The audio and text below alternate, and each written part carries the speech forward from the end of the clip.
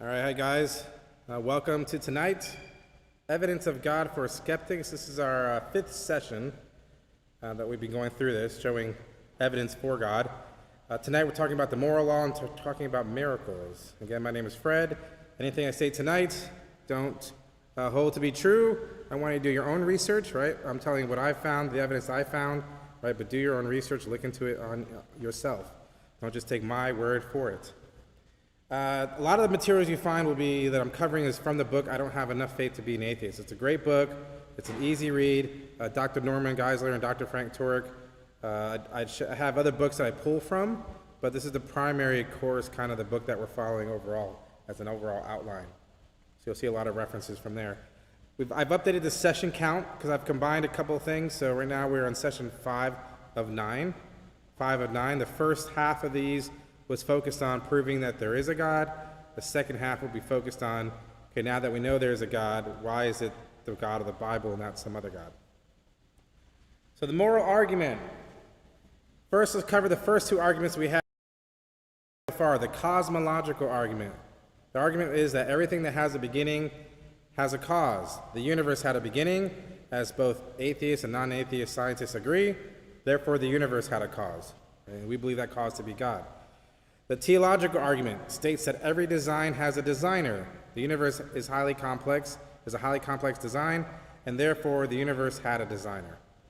And we went a little bit deeper with the design argument into the origin of life, additional evidence of design, and a stronger evidence of a designer. And then we talked about also macroevolution.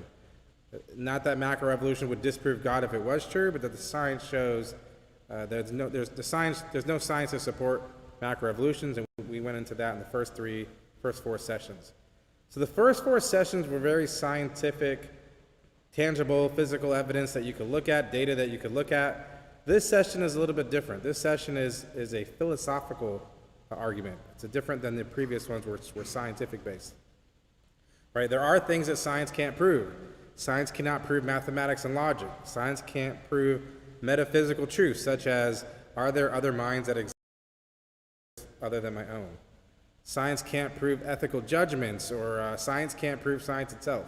So there are things that science can't prove, and moral argument kind of falls into one of those. The argument here is that every law has a lawgiver. There is a moral law, therefore there is a moral lawgiver. Another way to put it is, if God does not exist, objective moral values do not exist. Objective moral values do exist, therefore you'll see this referred to, sometimes people refer to this as conscience or as nature's law, right? You don't need evidence to discover this thing. You intuitively know it, but without an objective standard to measure against, then it's just a matter of opinion. So is there at least one morally wrong thing? Is there at least one thing that's morally wrong? Right? Is it wrong to torture babies for fun?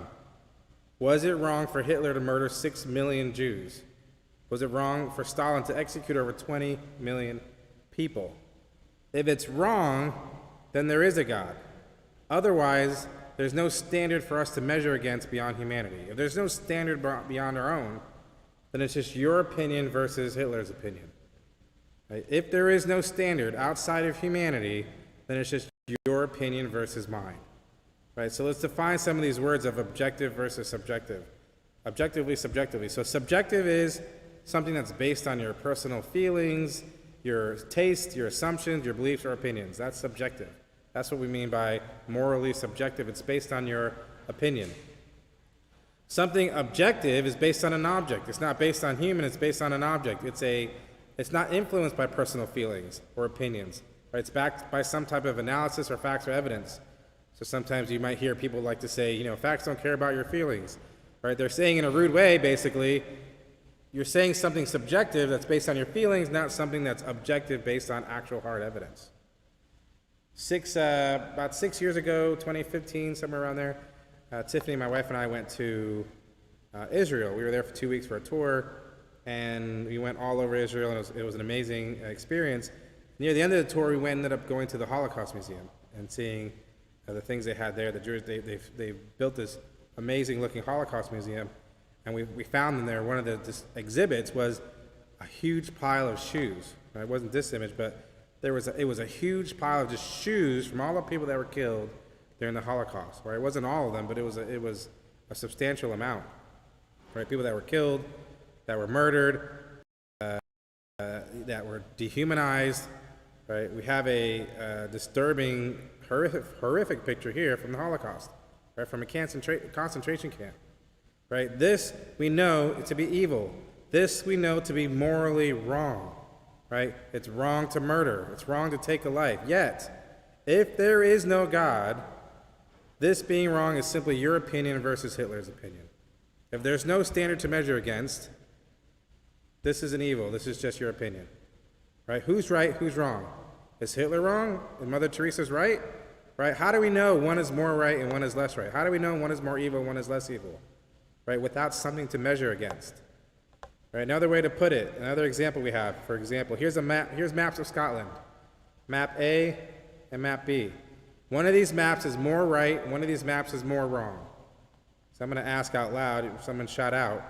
So map A, map B, one's more right, one's more wrong. What would you need in order to know which one is the more correct map? What do you need? Yes, you need a higher, that's true. What else? Yeah, the actual map of Scotland, right, the original. We'd have to know what that standard is that we're measuring against, right, to know which one of these maps is more right or more wrong, right? And so when we look at the real map of Scotland, right, we can see that map A is closer to that than map B, right? And it's the same thing with evil and good and evil in the world. You know something is evil because you're comparing it against something that's ultimately has a standard, ultimate standard, and that standard is God. Right? God's moral nature is the thing we're measuring against. We're measuring Sister Teresa, Mother Teresa, against that standard. We're measuring Hitler against that standard, and we're saying, where do these measure up against that standard? The standard can't be us. The standard can't be something we just come up with, and it can't be subjective. It has to be an objective standard beyond us that we measure evil against, that we measure actions against, in order to determine whether it's more evil or less evil. Right? We're measuring against God's law. The ultimate thing of goodness, the ultimate standard would be God. If there's no objective morality, if morality is subjective or morality is relative to the person, that means the Nazis were not wrong. That means love is no better than rape. That means freedom is no better than slavery. Right? That means tolerance is no better than intolerance. That religious crusades are not wrong. Right? There's evil in the world. But how do we know there's evil in the world, right? If we don't have an objective standard, you can't complain about evil. You can't complain about the problem of evil because evil, right, would be just subjective. C.S. Lewis has an example with a fish. A fish doesn't have a word for water because a fish is in water. That's its life. It doesn't know anything outside of water. Like, its natural habitat is living in water. Right? Maybe if you take the fish out of water back in, then it realizes there's a difference. If there was no objective standard, we wouldn't know unjustness. We wouldn't know just from unjust. That would just be life. He got killed. I shot him. Big whoop. Who cares? Right? But we know intuitively, the Bible says it's been written on our hearts. God has written on the hearts the moral law of man. Right? And so we know intuitively we know it's wrong to take life because we are measuring against a standard that's beyond us, and that law has to have been given in some way. C.S. Lewis used to be an atheist, right? And we like to, evil requires good, good requires evil. Requires God. Evil requires good, good requires God. And C.S. Lewis, in his older years, eventually became a Christian. And what led him to becoming a Christian was actually this thought of what we're talking about tonight. He says, as an atheist, my argument against God was that the universe seemed so cruel and unjust. But how had I got this idea of just and unjust? A man does not call a line crooked unless he has some idea of a straight line. What was I comparing this universe with when I called it unjust? And that actually started him down the journey of becoming a Christian, because he realized the only reason why I know the world is so unjust and there's so much evil in the world is because there's some standard that I'm measuring against. Prove the sunshine. Right? Shadows prove the sunshine. You can have sunshine without shadows. You can have good without evil. But you can't have shadows without sunshine. Right? You can't have evil without good. Right? Evil does not disprove God. Evil might prove there's a devil out there, but doesn't disprove God. Right? Another way to put it is evil is like rust in a car. If you take the rust out of the car, what do you get? A better car. If you take the car out of the rust, what are you left with? Nothing. Right? So you can't have evil unless you have good. And you can't have good or more standard of good without having God. Right? There would be no evil unless there was a standard of good. Right? We know it's evil because we're measuring against something. So let's clarify some things. What we're not saying, we are not saying that atheists cannot be moral. Right? We're not saying that. They can be moral, and some are better than Christians. There are atheists I know that are better at morality than Christians, some better than even me. Right? We are not saying atheists don't know morality. They do know morality. Right? You don't need to know the Bible to know what is right from wrong. Right? It's written on our hearts. What we are saying is atheists cannot justify morality. They can theorize about how we know murder is wrong, but atheism provides no immaterial objective standard that establishes why murder is wrong. Right? There's a difference between knowing morality and why it's wrong. Right? Knowing something is epistemology is how you know something. Example, we know murder is wrong. Right? That can be taught to you. Our parents, you learned it from your family, from your neighbors, wherever you've learned it from. Ontology is why is murder wrong? Right? What law? Why is that a thing? Why is that a law? Where did that law come from? Right? You can't get a law from biological processes. Through chemical reactions over a given time of natural chemical reactions over billions of years does not create a moral law in any way. Another way to put it is in a multiplications table. You were taught the multiplications table in school. That's epistemology, right? That's how you know something, how you've come to learn something. But why do the multiplication tables exist in the first place? That's ontology, and that's what we're talking about. We're talking about how did the moral law come into existence in the first place. There must be a standard beyond us. Right? You can learn morality, but why is murder wrong? Right? An immaterial objective standard of justice requires a theistic God. There has to be a God in order to measure against. Otherwise, it's just chemical reactions versus reasoning. Right? If there is no God, and we're all just chemical reactions, right? God didn't create us. We all came spontaneously into life by accident. We formed over millions of years into these things called human bodies and beings. So where did the moral law come from? Right? Nature can't create the law. Right? Nature can't create the law. Another way to look at it is our reactions help us discover the moral law. What you'll find is that moral relativists will like to say, well, it's okay for me to steal from you because morality is subjective to me, right? But the minute you steal from them, suddenly it's unjust. Suddenly it's wrong, right? You kick them in the leg, they're going to get mad at you. Why? Because it's a natural instinct. That was unjust. You kicked me for no reason, right? I demand justice, right? Their reaction should lead to that morality. Dr. Frank Turk has a good a story he tells.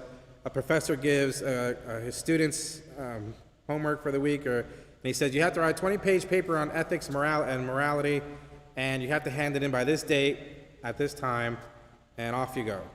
And one of the students writes a great paper, and he says you got to reference everything. He references everything, hands it in a professional blue binder, on time, on the right date, and he loves it. It's a great paper. He submits it. The professor later in class hands back his graded report or paper, and he writes F. I don't like blue.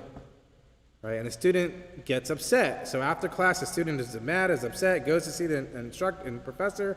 He's like, you failed me. You said because you don't like blue? That's not fair. That's not right. And the professor was like, which paper was yours? I grade a lot of papers. Was yours the one on morality is subjective? And he said, yes. And he goes, well, F. I don't like blue. And the student said, you can't do that. It's not fair. And then it clicked. Right? If morality is subjective, then you fail. I don't like blue. Right? But he immediately felt unjust. The student immediately felt angered about it. That's not right. What are you comparing that to? It's just your opinion versus my opinion. You like chocolate, I like vanilla. Who cares? right? Because there is a standard of morality that we're comparing against. Some things to clarify, because sometimes when we talk to people, they like to clarify things, or they like to they'll talk about certain events that might seem a little bit confusing. So let's talk about some of those. Absolute versus changing behavior and perceptions.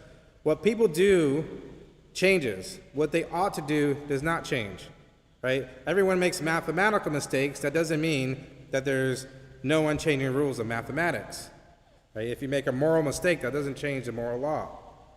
Absolute morals versus changing perceptions.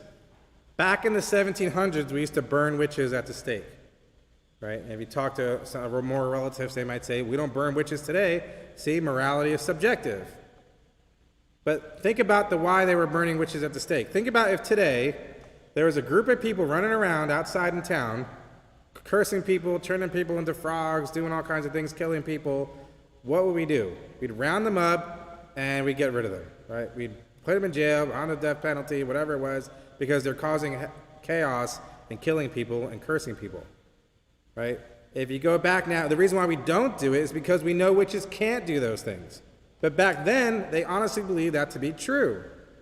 The moral law didn't change. They were burning witches at the stake because they honestly believed that witches were cursing people and causing them to turn into frogs or whatever, and getting rid of people and killing people. So they were doing what they felt was more. They were adhering to the moral law, but they had wrong information. Right? As we got smarter, we realized, oh, they can't do that. So we don't burn witches anymore because we know they can't do anything. Right? So it doesn't change. So the perception changes, but the moral law did not change.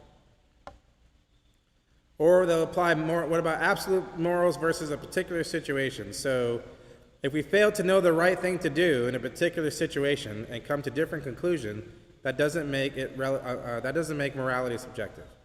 Right? An example that they'll give students in schools, they'll say, you have 5 people on a 4-person life raft. It only fits 4 people. You got 5 people on there. You have to throw somebody overboard in order for everyone else to survive. What do you do? And now there's a dilemma. And now the students are like, well, who do we throw? If you throw one person overboard and they drown and they die, you have to kill somebody to save everybody else. But we want to try to save people. And what do we do? And there's a dilemma. And they're stuck in this dilemma. And they might come up with different solutions. And so not thinking about it clearly, a moral relatives will say, see, morality is subjective. Right? It's not subjective. Why are you having a dilemma in the first place anyway?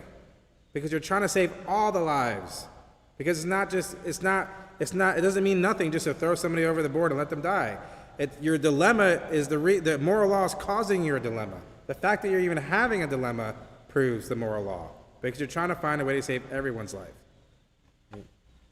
Just the fact of saying this is evil, that should not be right, proves the moral law.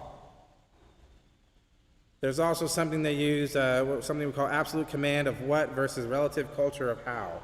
So this is the moral values absolute. How it's practiced is relative. The example is, all around the world, there's many different ways to greet somebody in love and respect. Right? That's the moral value. It doesn't change from culture to culture. You're greeting someone with love and respect. How they practice it changes. Some cultures shake hands, some bow, some kiss on the cheek, some kiss on both cheeks. Right? So sometimes that gets confused with, morality is relative because they do it different than these people. Right? It's not relative. Even, they'll throw up, there's a lot more in the book, but they'll throw up, even cannibalism. Well, they eat humans, right? Morality is subjective to them. If you look into and research cannibalism, one tribe has to dehumanize another tribe. They have to convince everyone else in the tribe that tribe is not human. They are subhuman. That's the same thing Hitler did with the Nazis in Germany. He dehumanized the Jews before moving to the stage of killing them.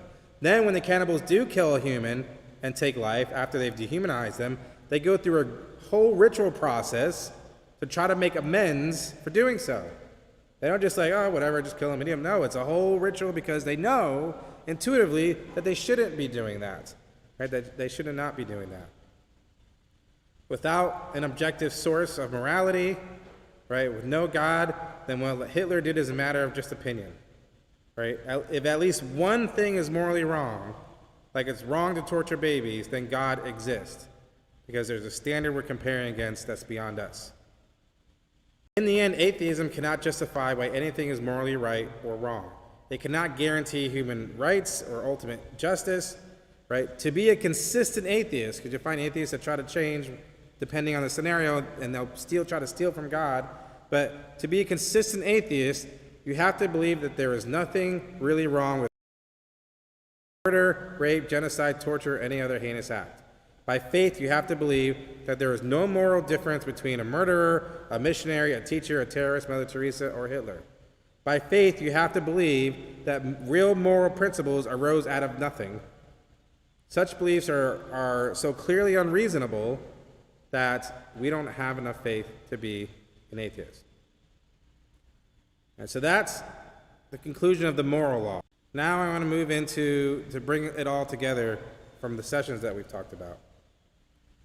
So the characteristics of the Creator. We talked about the cosmological argument. The universe had a beginning, right? Therefore, the universe came into existence. Time, matter, and space all came into existence at once. Atheists and non-atheist scientists all agree. We went to the evidence. Therefore, the cause of the universe had to be timeless, outside of our time domain, because time came into an existence at the same time. It had to be immaterial, not part of this universe, not made of this matter. Had to be spaceless, because even space came into existence all at the same time. Extremely powerful, right, in order to create this universe. And personal, because before the universe there was nothing, right? And science has showed that there was nothing prior to the universe. Nothing can't create something. So something had to make a choice to create the universe. And the only people that create choices are persons, right? So it had to be a personal being, the creator, whatever created the universe. And then we went to the teleological argument. Had to be extremely intelligent to design the universe as it is. And with the anthropic principle, it appears to be designed just for human life. The fact that it was created means there's a purpose, right? And we're here for a reason. This creator has a purpose of why they did what they did. Moral argument that we talked about tonight, right? This person is absolutely morally perfect, right? And more reinforced reason for a personal creator, because we only have moral objections against other persons, not against things, right? We don't have moral objections to how we treat a basketball, but how we treat other people. So the creator is immaterial, timeless, spaceless, extremely powerful, personal, extremely intelligent, purposeful, and morally perfect. Right? What we have is the God of biblical Christianity described. Now, I'm not saying that it's you don't need to open a Bible, right? But you get the biblical version of God, right? Based on the science, based on the evidence. Now, I'm not saying Christianity is true yet, right? But up until this point, through the sessions, we can show that there is a God, there is a theistic God, someone who created it all, right? And the characteristics happen to match exactly what the Christian Bible teaches. But based on the evidence today, we're simply stating that there's a theistic God. Right? Later sessions, we'll talk about why it's Christianity. To go back to the major religions we talked about in the first session, theism, right? That means God made all. So based on all the evidence, has to be a theistic God. The only major religions that fall under that category are Judaism, Christianity, and Islam. All other religions, pantheism and atheism, don't fit the bill. Now, we're not saying what things that they say aren't true. We're not saying the things they teach are all false. What we're saying is that their baseline of a God, when it comes to the existence of the nature of God, theistic religions are the only ones that have it correct. That means if it's a theistic God that we've proven through science, that means all non-theistic religions cannot be true. Now, things they say might be true. Some of the things they say might be true and might be good teachings, but their God, the premise of the God that they preach, is false. That's Hinduism, Buddhism, New Age, secular humanism, Mormonism, Wicca, Taoism, Confucianism, and Shinto. Right? Some people question why Mormonism is in there, because Mormonism teaches a polytheistic God. Everyone eventually can become gods and own their own planets and rule their own worlds. That's a polytheistic religion, not a theistic, monotheistic religion. So, which is true? Judaism, Christianity, or Islam? Maybe none of them are true, right? That's possible. It could be that none of them are true, up to this point anyway, based on the evidence, right? But we know they have theism to true, but maybe nothing else is true in those religions. But if God existed, right, and wanted to tell us which one is true, he could maybe do something about it in the form of possible miracles. But first we have to think about, are miracles possible? Right? Miracles the natural law describes what happens regularly by natural causes.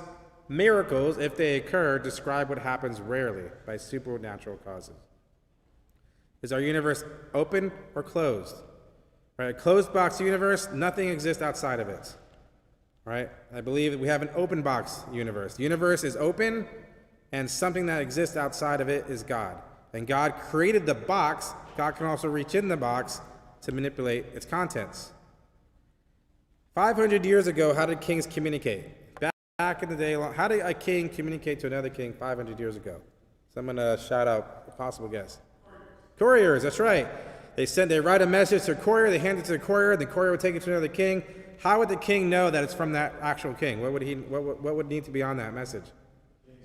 Yeah, the king's signature, the king in the form of a seal, right? A seal stamped that cannot be forged. So that king knew that the seal was to authenticate that message.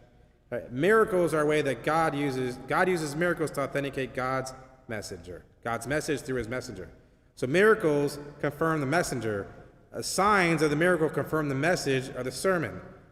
Another way to put it is the miracle is an act of God to confirm the word of God through a messenger of God. Right? And if you look through the miracles in the Bible, they all fall under, in timelines, around three major areas: Moses, Elijah, Elisha, Jesus, and the apostles. Right? Most miracles happen in these three basic time frames. They're around new messengers, new prophets, and so they need new confirmation because they have a new message that needs a new sign. So God is using the miracles to authenticate the message. Miracles are never used for entertainment purposes. They're never used for the one giving the miracle. Right? Paul had a thorn in his side. We never really know what it is. Some speculate it's his vision, but he never could heal himself with a miracle, right? Timothy had an issue where Paul's like, go drink some of this, get better. They couldn't do miracles, constantly to heal each other because the miracles are specifically used to authenticate the messenger and authenticate the message. Now, we're not talking about if miracles happen today. That's a whole different topic, right? We believe that miracles do happen today, but that's not what we're referencing here. We're specifically talking about miracles in the Bible. What was their purpose? Right? And then people typically will disbelieve miracles. Right? They'll say, you know what? Noah's Ark, that can't be. That didn't happen. That couldn't have happened. Yet, if you look at the geological evidence around the globe, a worldwide flood easily answers the weird things that you find. Like animals fossilized high up in the mountains in a cave. Like there's no way they could have gotten there. There's so many little things like that kind of show that it did happen. There's evidence for it, but that's one miracle that's strongly disbelieved or disbelieved. Resurrections, right? We never see people come to life. There's never resurrections, so like that couldn't have happened. Jesus coming to life. If it happened all the time, it wouldn't have been special. If every once in a while someone rose from the dead, then Jesus coming from the dead wouldn't have been a big deal, right? Miracles by nature are rare. Or Jonah and the whale. People are like, that's preposterous, right? Jonah and getting swallowed by a whale. It's interesting. I just saw an article this month, about 6 days ago. Guy up in Provincetown got swallowed by a humpback whale whole. He was picking up lobsters in the bottom of the ocean. And if you look it up, man swallowed by a whale, you'll find it because it's the most recent. He got swallowed up by the whale. Thought he got eaten by a shark. Thought he was dead. Realized he didn't have any puncture holes, or he was just in darkness. Felt he was moving, and then he struggled to get out of the whale's mouth, and the whale eventually surfaced and spit him out on the surface of the water, and then the boat picked him up, right? And he got swallowed whole by a whale. Prior to him, there's a guy off the coast of Japan. If you go back and do some research, he got swallowed by a whale, by some big whale. So even if people are like, well, that cannot be possible, it's like you even see it once in a while, barely happening now. There is also some theory that Jesus references Jonah. Just as I would be 3 days in the ground, Jonah was 3 days in the whale. There's speculation that Jonah died in the whale and then possibly was spit out and resurrected, but there's no evidence. It's just it's a theory. But What is the greatest miracle in the Bible? Any guesses? What's the greatest miracle in the Bible? Resurrection, strong one. Yep, a lot of people will pick that one. Even greater than that one. Which one? Ascension. That's a good one. Even greater than that one. Forgiveness of sinners. Yeah. The fact that he forgave me is a miracle. No. Creation. We're living in it today. That the universe came out of nothing. The first verse in the Bible. In the beginning, God created the heavens and the earth. If that verse is true, then every other verse is at least possible. If God created the universe and out of nothing, then all the verses in the Bible are at least possible. Right? We're not saying they all happen. We're just saying, based on the evidence we've presented up to this point, we know there's a theistic God created the universe, right? Just like the first book of the Bible, just like the first verse of the Bible says. So if God created the universe out of nothing, right, then we know he could at least change things he wants to or manipulate it in certain ways. He can cause things that are logically possible. There are things that God cannot do. God cannot create things that are illogically possible. For example, he can't create a square circle. He can't create a one-ended stick. Right? God cannot change, otherwise he's not God. If he could change, he's already the ultimate of good. The only way he could change is to be lesser, and he wouldn't be God. Right? God cannot lie. There are things we can do that God can't do. We can change. We can lie. Right? But God created the universe, and it's possible that that all the other verses then are true. The Hume argument, some of you might be familiar with a philosopher back in the day, right? He has an argument that a lot of atheists will use against miracles. His argument goes like this: natural law is a description of regular occurrence. And we can all agree on that. That means if I take this bottle cap and I drop it, it drops to the ground. I pick it up, I drop it. Every time I drop it, I drop all kinds of things. They all drop to the floor. Natural causing, a regular occurrence. It's a natural law. Eventually I call it gravity, right? It's a natural occurrence that happens on a regular basis. A miracle, by definition, is a rare occurrence. If it wasn't rare, it wouldn't be a miracle. It would be a natural phenomenon, but it wouldn't be a miracle. Right? Jesus rising from the dead wouldn't be a miracle. It's a rare occurrence. It happens once. The evidence for the regular, so his next premise is that the evidence for the regular is always greater than for the rare. A wise man always bases his belief on the greater evidence. Therefore, a wise man should never believe in miracles. That's the Hume argument, right? Saying natural laws are a regular occurrence, miracles by definition are a rare occurrence, and there's more evidence regular than the rare, and a wise man should believe the greater than the lesser evidence. There's a flaw in his argument that debunks the whole thing. Anyone want to take a guess at what number might be the flaw in the argument? Right, one of these premises, 2 through 5, is a flawed.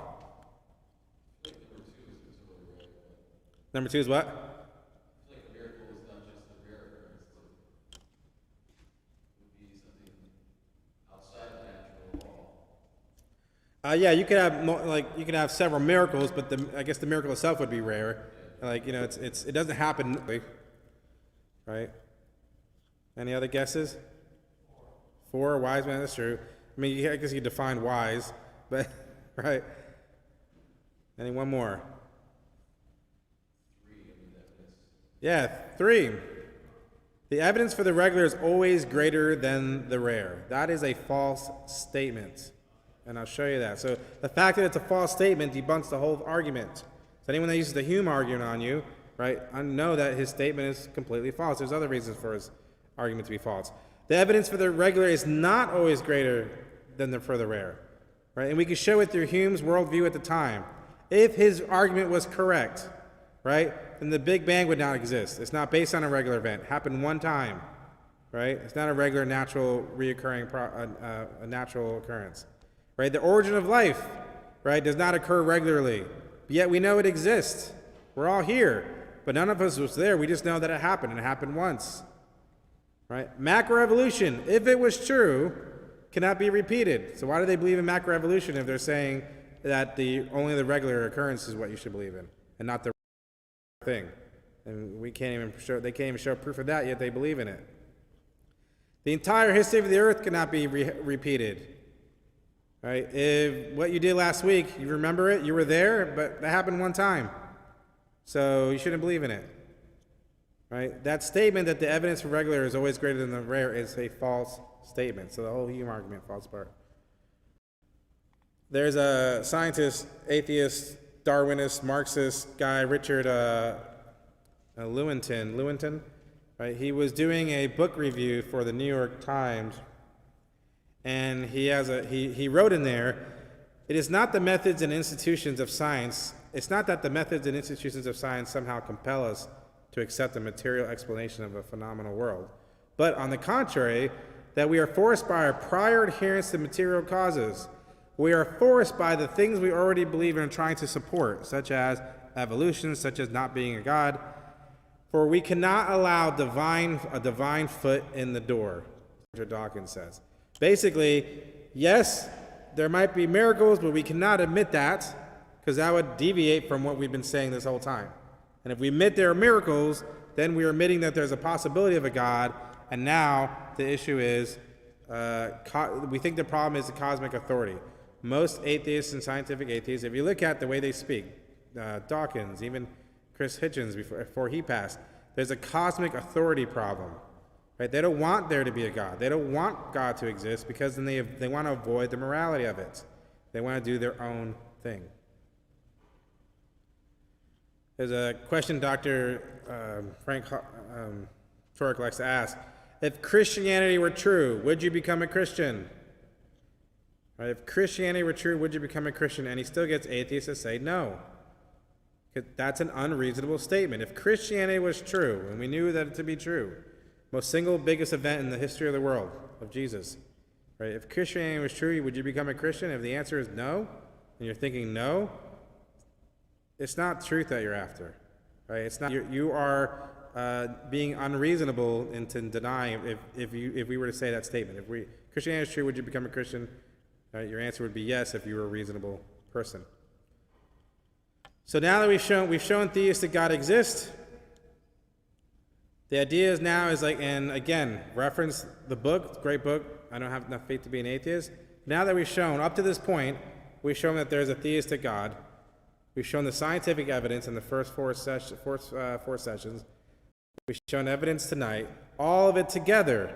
And maybe one off, you could maybe try to explain it, but if you put it all together, super strong evidence for an intelligent person to come to a reasonable, without a doubt, or a strong, reasonable belief that there is a God, without any doubt.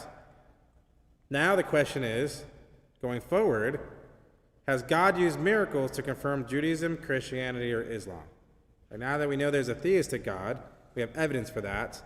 Now let's look to see if God has used miracles to confirm one of the three major religions that support his character.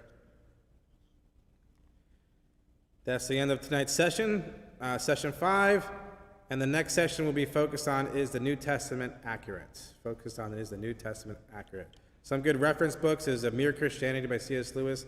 Definitely recommend that if you're looking more about, that goes into more than just the moral law, lots of different angles. C.S. Lewis approaches Christianity. And What We Can't Know, another great book. Of course, the book that tonight's session is based on. A couple good YouTube references is Cross-Examine Dr. Craig Lang, his videos. And of course, Kyrie 813. And that's it. The session is complete. Questions? And I'll switch it over to, I think we're taking questions on YouTube and Facebook. Is that correct? Yeah.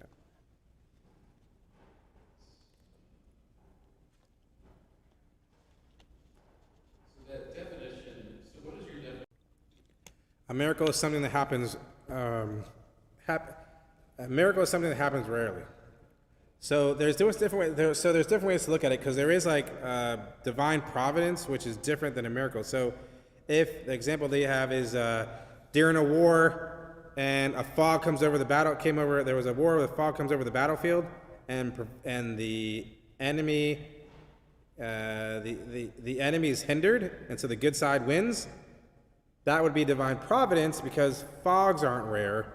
That wouldn't be fall in the miracle category. It seemed like a miracle, and people usually just get them confused, like, oh, it was a miracle. A fog came in and blocked their view, but the fog itself is not a miracle because it's a natural occurrence. So that wouldn't be a miracle. That's more like divine providence than a miracle. John Lennox talks about, people like to say, we can't have miracles, you can't break natural law, but John Lennox's example is, if you were to go to bed every night in a hotel room, and every morning you woke up and there was $2 in the drawer, and you open the drawer, you take the $2, you put it in your pocket. And every morning you open the drawer, take $2, you put it in your pocket. That's the regular occurrence, natural law. One day you open it and there's $6. Does that mean natural law was broken? Like, no, that just means that somebody added more money into it. Somebody did something a little bit different this time. And so it might seem like a miracle, or it might seem like it's breaking natural law. Like it's always 2. Why is it 6 this time? But like God can create miracles without breaking the natural laws is his point. But I don't know if miracles break natural law or don't break natural law. So not all miracles break natural law, Yeah, I don't. Yeah, because it's more like miracles are something. So natural law is what happens the normal most of the time, and a miracle is something where natural law deviates and does something different, right? That would be a miracle. Like it can't happen.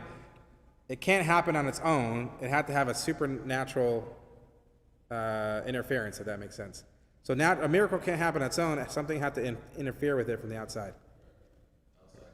Outside the universe, right? creating something out of nothing. Mm-hmm. Creating something out of nothing. Right, natural use materials, right? Raising Jesus from the dead is a miracle because it required a intervention, supernatural intervention. Yes.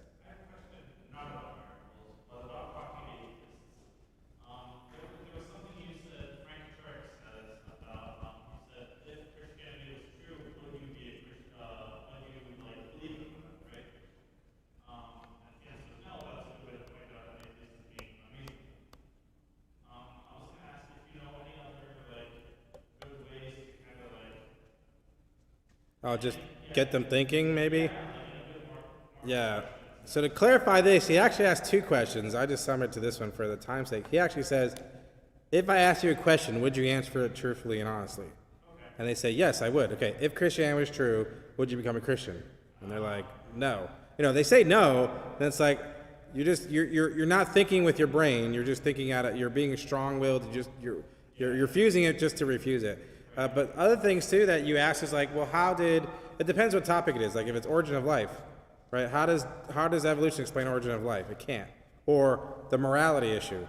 Or what makes murder wrong? Well, because society says it doesn't benefit all the people, right? Well, Hitler didn't think that. He thought murder was just fine. So what makes him wrong and us wrong? So it's kind of, the good way to approach it is, how did you come to that conclusion? You shouldn't have to put the burden on you to prove God. Put the burden on them to prove why they believe what they believe. So always come back with like 3 questions is, how did you come to that conclusion? And let them explain that. And then as they're explaining that, hopefully you can pick up something to say, have you ever thought of, and then insert your alternate theory there or idea there. Right. Possibly. Have you ever thought of X? But usually it start with, how did you come? First, what do you mean by that? How did you come to that conclusion? Have you ever thought of X? So it's because they might say, well, I don't believe in evolution. Well, what do you mean by evolution? Let them explain it out, because there might be something that you pick up on. Because if they're talking about microevolution, I believe in that too, right? But if they're talking about macroevolution, and then how did you come to that conclusion? How do you know macroevolution is true? Put the burden on them and let them try to explain it out. Yeah. Have you ever considered the reason why you can't come up with any good examples is because there's not one scientific evidence that supports macroevolution? Something like that. I don't know if that helps, but. So, you had said, the moral argument, it seems like, as you're talking, it seems like that's very fitting with our culture, especially, all the stuff going on, even things like the BLM movement, that's like the moral Yeah. sort of movement. So would you say that's like, I don't know if the best is the right word, but is there Well, is it different, or is it like one? it is. I mean, there's something you can add to that in the sense of, so what the people will say now is like, come on, sexual immorality is fine, sex is fine, everyone's doing it. That's the way world is right now. No big deal, right? But then it's like, well, we're also murdering more people now, so does that mean murder is okay? Does there ever come a point just because society says murder is okay that it's all right? Right? It's just because, yeah, we're saying sex is okay outside of marriage because that's the norm, right? But then it puts something else in there. So would murder be okay because society likes to just murder people? And and there's more murders today now than there were ever in the past. So come on, man, get with the times. Just start murdering some people, right? Because there's still that moral standard. We're just ignoring it, or we're suppressing that. I don't know if that answers or. Do you think that's the strongest argument is the moral, or is there a stronger one? Or I guess it depends on the person. Yeah, it depends on the person. Because I remember, there's it depends how they come to that conclusion. It's a will over even like the abortion issue, right? It's like, pro-life, pro-choice, pro-life, pro-choice. And then it seems to be a morality, subjective morality there. But when you dig into it, it's, if you're looking at pro-choice, they try to argue it off. Well, they're not really a baby. And, it does, they try to come up with excuses for it because they know it's wrong. It's more of your will is greater than, you're using your will is greater than, you're using your will to suppress the morality there. So it's a fine line, I guess, maybe, I like to think, but if you could really dig into the psyche of the person, you probably could come down to they're just trying to justify it, and they still know it's wrong. But I don't know if there's a better argument, but definitely there's some stuff in the book that covers more of that. Yeah, some of the books. I don't know if that helps or answers. Not to keep talking, but He's got one too. I just came across a verse that says, well, Second Peter, I think it's close to Second Peter 3. 2 Peter 3. It speaks to kind of like what you're saying, 3 verse 5, like it's people mocking God. It says like, where is the promise of his coming? For ever since the fathers fell asleep, all things continue as they were at the beginning of his creation. And then it says, for they deliberately overlook Yeah. this fact that the heavens existed long ago. That reminds me of that. Yeah, there's even the verse. Yeah, they deliberately overlook the fact. There's even the verses where God turns them over. They suppress the truth. They ignore the truth, and at some point, God just washes his hands. Like, that's what you want. And you quoted that guy, Robert Lewington, and says, we cannot allow a divine will. Correct. Yeah. You had a question? Yeah, that's crazy. Not a question, actually, just a request. Someone on YouTube was saying it's hard to get a question, so I wondered if you could Oh, repeat the question before you answer. good point. I should know to do that too, since just not used to the people. Hi, welcome. Any other questions? Anything on you want to paste, Wes, in the chat?